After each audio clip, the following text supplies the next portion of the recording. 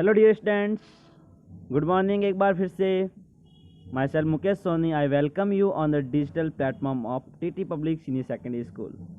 Let's start our topic integrated watershed management. Okay, so in the watershed management there is an integrated use of agriculture.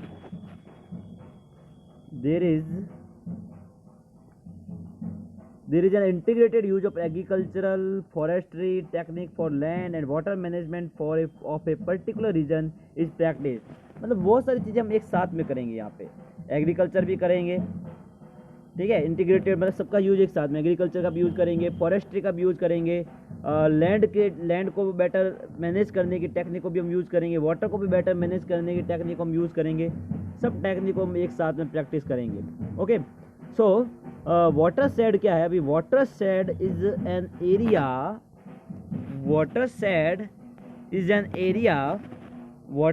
Area those whose water flow toward one point. Watershed is an area whose water flow toward one point, मतलब one point, एक जगह पे पानी सारा जाके इकट्ठा हो जाएगा। It's a geomorphological unit, a river basin which can be used according to the convenience of small natural areas. मतलब देखो छोटे छोटे एरियाज होते हैं। भारत में पुराने टाइम से ये टेक्निक काम में ली जाती है कि अलग अलग जगह से जो पानी होता है किसी एक जगह पे आके इकट्ठा हो जाता है। तो जियोमॉर्फोलॉजिकल यूनिट मतलब एक तरह से जियो अर्थ को, स्ट्रक्चर को इस तरह से मेंटेन करते हैं कि ढलान में एक जगह जाके इकट्ठा हो जाता है। ओके, और अलग अलग एरिया के अकॉर्डिंग इसको अलग अलग तरह से यूज करते हैं। Water shade management is the overall developmental thinking in which the conservation of soil and humidity का सॉइल का कंजर्वेशन भी हमें ध्यान में रखेंगे, ह्यूमिडिटी को भी हम ध्यान में रखेंगे। ओवरऑल डेवलपमेंट मतलब हमारे थिंक को, हमारी सोच को इतना डेवलप करना है कि हम हर एरिया से उसको सोच सकें। सॉइल कैसे कंजर्व होगी, ह्यूमिडिटी कैसे मेंटेन होगी, फ्लूइड कैसे कंट्रोल होगा, वाटर हार्वेस्टिंग कैसे होगी, प्लांटेशन हम कैसे करेंगे, गार्डन को फीडिंग कैसे करेंगे, ग्रास लैंड हम कैसे बनाएंगे, सोशल फॉरेस्ट्री हम कैसे करेंगे। इन सब को ध्यान में रखते हुए जो टेक्निक हम काम में लेंगे उसको बोलते हैं water shade management technique. Okay, I hope you got it now. Water shade developmental program in India is run in collaboration of Ministry of Agriculture and Rural Development and Ministry of Forest। Run in collaboration of the ministry of agriculture, मतलब agriculture जो ministry है वो, rural development और ministry of forest सब मिलके इसको काम को अंजाम देते हैं। और जैसे कि बता दिया ये होलिस्टिक डेवलपमेंट हो जाएगा। हमारे पास पेड़ पौधे फॉरेस्ट आ जाएंगे, फॉरेस्ट भी लग जाएंगे साथ में, और साथ में पानी भी स्टोर होगा, पानी का लॉन्ग टाइम तक यूज़ भी होगा, उससे हम इरिगेशन भी प्रॉपर ढंग से कर पाएंगे, सॉइल और इरोजन भी नहीं होगा, फ्लूइड भी कंट्रोल होगी और हमारा एनवायरनमेंट भी बैलेंस रहेगा। मतलब हर एंगल से इसको सोच के हम टेक्निक को काम में लेंगे। ओके, नेक्स्ट है रेन वाटर हार्वेस्टिंग। तो दो टेक्निक की हमने बात की थी बच्चों। First technique watershed management and second is rain water harvesting. तो what do you mean by rain water harvesting? Rain water harvesting is an important measure of ground water recharge.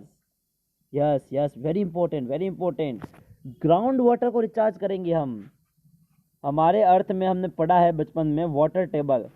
अर्थ के अंदर एक पानी बहता है, जो कहते हैं अभी भी हम कहते हैं सरस्वती रिवर, जो अभी भी गुप्त है, पानी जमीन के नीचे बहती रहती है वो। तो पानी के जमीन के नीचे जो स्पेस है वहाँ पे जो ग्राउंड वाटर जो फ्लो होता रहता है उसको बोलते हैं ग्राउंड वाटर रिचार्ज या वाटर टेबल कहते हैं। In a state like Rajasthan where most of the drought and famine continues, rain water harvesting is the primary requirement. Rajasthan में स्पेशली पुराने टाइम से पानी की दिक्कत रही है, क्योंकि बहुत गर्म एरिया है तो जल्दी से पानी जो होता है वो वेपर बन जाता है, इवापोरेशन बहुत फास्ट होता है। तो इस कारण से राजस्थान में पुराने टाइम से अकाल सूखा पड़ता रहा है, ड्रॉट पड़ता रहा है। ओके, तो यहाँ पर क्या करते थे, पहले से ही रेन वाटर हार्वेस्टिंग यहाँ सबसे अच्छी टेक्निक मानी जाती थी।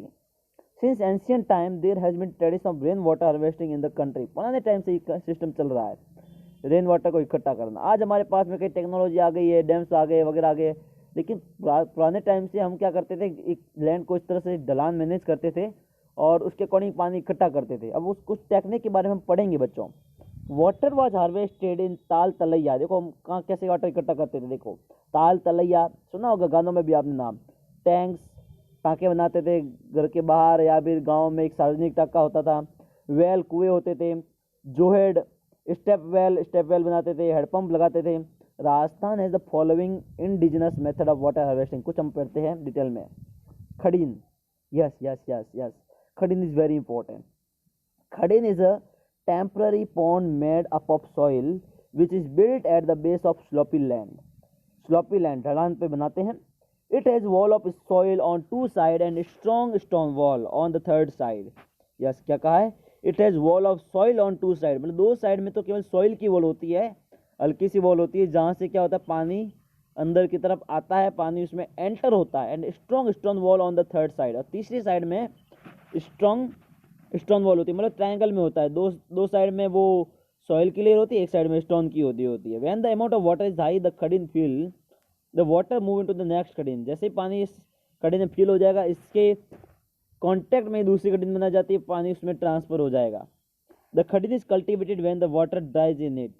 तो पानी the khadin is cultivated when the water dries in it. जब पानी सूखा हुआ नहीं होता है तब हम खड़ीन को कल्टिवेट करते हैं, खड़ीन को साफ करते हैं। सेकेंड देखो ये खड़ीन दिख रही हो ये आप, ओके। एक साइड में लैंड बनाया हुआ है, स्टोन दिख रहे हो आप, और दूसरी साइड में मिट्टी की लेयर। जैसे बाड़मेर में सोननाडी है, सोननाडी इस खड़ीन की तरह है, उसको मैनेज किया गया है। देखो सोननाडी जो है वो खड़ीन की तरह मेंटेन की हुई है, okay. Pond is the main ancient technique of storage of rain water in Rajasthan में सबसे ज़्यादा काम में ली जाने वाली टेक्निक है pond. These were separate for man and women. पुराने टाइम से भारत में मैन एंड वुमेन के अलग अलग होते थे, क्योंकि आज हमारे घर में बाथरूम होते हैं नहाने के लिए, पहले बाथरूम नहीं होती थी, तो वो मैन और वुमेन जो अलग अलग जगह पे यहाँ पे नहाते थे, कपड़े धोते थे, अलग अलग जगह यूज लेते थे पानी को। A well was made at the bottom of the pond. A well was made at the bottom of the pond. Pond के ही एक किनारे पे, उसमें जो ढलान होती है वहाँ पे वेल बना दी जाती थी, ताकि जो पानी है वो वेल में इकट्ठा होता है, कॉमनली नॉन एज बेरी। इसको बेरी कहते थे इसको, ठीक है। Ancient method of water harvesting still hold its significance and scientific basis for increasing the level of ground water. देखो ये सारी टेक्निक ऐसे ही नहीं बनाई जाती थी, इनके पीछे एक साइंटिफिक रीजन होता था। अब आप कहोगे उसमें तो साइंस थी नहीं, अरे साइंस नहीं थी बच्चों, लेकिन वहाँ के लोग साइंटिफिक थे। वो लोग जो भारत के जो पुराने गुरु थे, ऋषि मुनि थे, वो साइंटिस्ट ही थे एक तरह से। उनकी सोच थी वो साइंटिस्ट जैसी थी, मतलब हर चीज़ को एक्सपेरिमेंट करना। साइंस किसको बोलते हैं? जो एक्सपेरिमेंट पे बिलीव करती है वो साइंस होती है। तो वो लोग ऐसे एक्सपेरिमेंट करते थे, यूज़ करते थे टेक्निक को, खुद की लाइफ को बेटर बनाते थे वो लोग, ओके। लेकिन आज जो फॉरेन की जो आज हम साइंस पढ़ रहे हैं, ये बहुत डेवलप हो जाने के कारण हम भारत के ऋषि मुनियों को, भारत की जो टेक्निक्स जो है उनको हम आज इग्नोर कर रहे हैं। लेकिन उसके पीछे वो ज़्यादा डेवलप टेक्निक है और उसके पीछे बहुत बड़ा रीजन है, ओके। पॉन्ड के बाद नेक्स्ट आता है लेक। लेक भी बहुत अच्छे से काम ली जाती है टेक्निक, ओके। लेक में क्या करते हैं? In Rajasthan both type natural and artificial lakes are found. मतलब नेचुरल लेक्स भी मिल जाएगी, आर्टिफिशियल लेक्स भी मिल जाएगी। Lakes have been very traditional system of water storage from ancient times. Ancient time से ही हम लेक्स को एज ए ट्रेडिशनल सिस्टम काम में ले रहे हैं। The water leaking out of the lakes is helpful in increasing the water level of wells, step wells, kund, etc. which are situated below it. Yes, below it. The water leaking out of the lake, जो पानी lake से जो पानी leakage हो जाएगा वो भी waste नहीं होगा, वो वहाँ पे उसके नीचे वेल बनाई जाएगी, स्टेप वेल बनाई जाएगी, कुंड बनाए जाएंगे, वहाँ पे इकट्ठा हो जाता था, ओके। तो लेक्स होती क्या है? लेक्स एंड रिवर में क्या डिफरेंस है? मोस्टली लोग लेक्स और रिवर्स को एक ही समझते हैं। तो लेक्स में ही और रिवर में ये डिफरेंस है, रिवर्स लगातार फ्लो होती रहती है, चाहे वो वहाँ पे कोई पब्लिक हो चाहे ना हो। और लेक क्या होती है? लेक मोस्टली किसी सिटी में लेक जब होती है तो उसकी चारों तरफ पब्लिक होती है, मतलब चारों तरफ कोई ना कोई कंस्ट्रक्शन हुआ होता है, चारों तरफ कुछ ना कुछ पब्लिक एरिया के बीच में जब कोई नदी जब एक बड़ा पार्ट कवर कर लेती है, मतलब चौड़ी हो जाती है, तो उसको लेक्स बोलते हैं। और रिवर हमेशा उसकी चौड़ाई उसको वो हमेशा नैरो होती है, ओके। तो जैसे कायलाना लेक जोधपुर का ये डायग्राम दिया हुआ है, देखो बहुत सुंदर डायग्राम दिया हुआ है, ओके। अगला है step well. Yes my dear students, अब हम समझते हैं स्टेप वेल क्या होती है। स्टेप वेल ऑफ बावड़ी, बावड़ी नाम आपने सुना होगा, ये बाड़मेर में भी गांधी सब्जी मंडी में है बावड़ी। तो बावड़ी या स्टेप वेल भी एक इम्पोर्टेंट टेक्निक थी जो बेसिकली राजा महाराजा बनाते थे, अपने जो किले थे किलों के नीचे की तरफ बनाते थे। Okay, these are one of the oldest method of water harvest, सबसे पुराना टेक्निक, सबसे पुराना मेथड है ये। स्टेयर एंड टेबेर were made to go down into the stepwell, यहाँ पे कुछ सीढ़ियाँ बनाई जाती थी नीचे की तरफ, सीढ़ियाँ बनाई जाती थी ताकि मान लो अगर पानी का फ्लो कम हो गया है तो नीचे जाके भी पानी को इकट्ठा किया जा सकता है। अब जैसे कुछ सीढ़ियाँ हैं, सीढ़ियों में क्या होता था, पहले अलग अलग लोग बैठते थे, खड़े रहते थे, वो नीचे वाला पानी ऊपर वाले को पहुंचाता, ऊपर वाला उसके ऊपर वाले को पहुंचाता, ऊपर वाला ऊपर वाले पहुंचाता, इस तरह से पानी ऊपर चढ़ जाता था। तो देखो, एक पानी चढ़ाने के लिए पहले कितने लोग मेहनत करते थे। पानी चढ़ाने में कम से कम उस समय बहुत पुराने टाइम में तो 50 लोगों की जरूरत पड़ती थी। ठीक है, फिर धीरे धीरे ह्यूमन थोड़ी थॉट डेवलप होने लगे तो उन्होंने फिर बैल की हेल्प लेना शुरू किया, और आज हम देख रहे हैं इलेक्ट्रिशियन की हेल्प से हमारा बहुत ज़्यादा टाइम बचत हो जाता है, बहुत ज़्यादा लोग बचत हो जाते हैं। ओके, तो लेकिन आज हमारे पास टाइम की बचत जरूर हुई है, लेकिन हमने उस टाइम को वापस मिसयूज करना स्टार्ट कर दिया। तो अभी ये सारी हमारे डेवलपमेंट हुआ, ये इसलिए हुआ ताकि हम और आगे बढ़ सके, और आगे बढ़ सके। ओके, ना कि दिन में पूरा दिन मोबाइल में इंस्टाग्राम चलाते रहे। हाँ, कुछ देर चलाना ठीक है। फिफ्थ, तोबा। अभी तोबा क्या चीज़ है? Toba is the traditional source of water harvesting in Thar desert. Traditional source of water harvesting in Thar desert, Thar desert के अंदर जो सबसे ट्रेडिशनल तरीका जो काम में लिया जाता था वो काम में लिया जाता तोबा, या इसको नाड़ी भी कहते हैं, जैसे जसने दाढ़ी।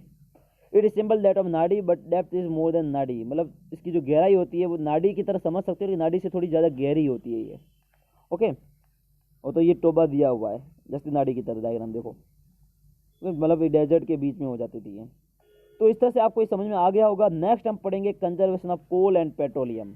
ओके, आज के लिए हमारी क्लास ओवर होती है। थैंक यू एवरीवन, कोई डाउट हो तो आप पूछ सकते हो। Okay, thanks you.